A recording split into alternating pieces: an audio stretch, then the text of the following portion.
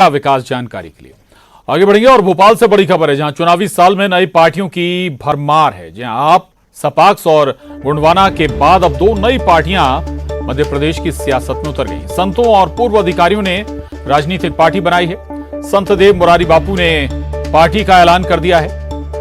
राष्ट्रव्यापी जनता पार्टी का गठन किया है संत देव मुरारी बापू ने। वहीं दूसरी ओर पूर्व अधिकारियों ने भी पार्टी का ऐलान किया है। रिटायर्ड अधिकारी वरद मूर्ति मिश्रा ने पार्टी का गठन किया है, नाम दिया है वास्तविक भारत पार्टी। दोनों दल बीजेपी और कांग्रेस से नाराज हैं। दोनों पार्टियां चुनावी समीकरण भी बिगाड़ सकती हैं।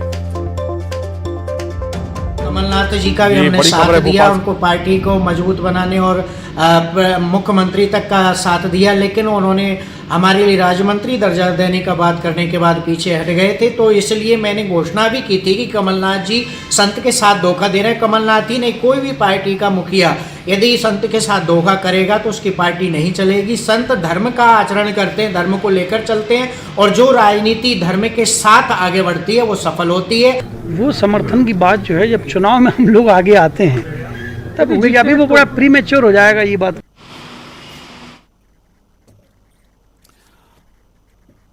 तो मध्य प्रदेश में साल चुनाव होने जा रहे हैं। पहले से क्षेत्रीय दल मौजूद हैं और राष्ट्रीय दलों के अलावा, लेकिन दो नए सियासी दलों ने अब एंट्री मारी है मध्य प्रदेश की सियासत में। संत और पूर्व अधिकारी राजनीतिक दल दोनों खेमों से बनाए गए हैं। न्यूज़ 18 संवाददाता अनुराग श्रीवास्तव हमारे साथ जुड़े हैं। अनुराग, ठीक है, पहली बार ये सियासी दल आए, हो सकता है कि कोई बहुत बड़ा उलटफेर ना करें, लेकिन समीकरण तो बिगाड़ने की कोशिश रहेगी इन सियासी दलों की। क्या नजर आता है?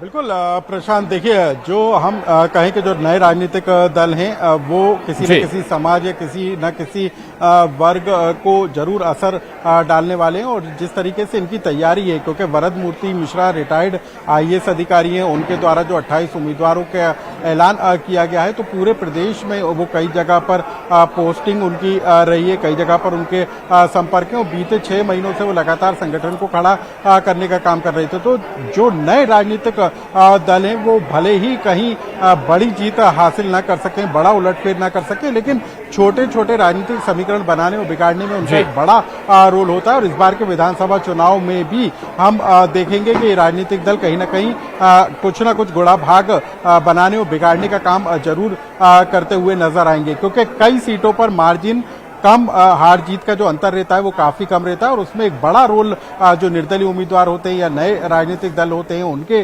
उम्मीदवारों का होता है। तो इस बार के विधानसभा चुनाव में भी कुछ ऐसा नजर आ सकता है। जी बिल्कुल, चलिए रहेगा अनुराग, आगे भी आपसे जुड़ेंगे। बहुत धन्यवाद आपका इस खबर के लिए। आगे बढ़ेंगे।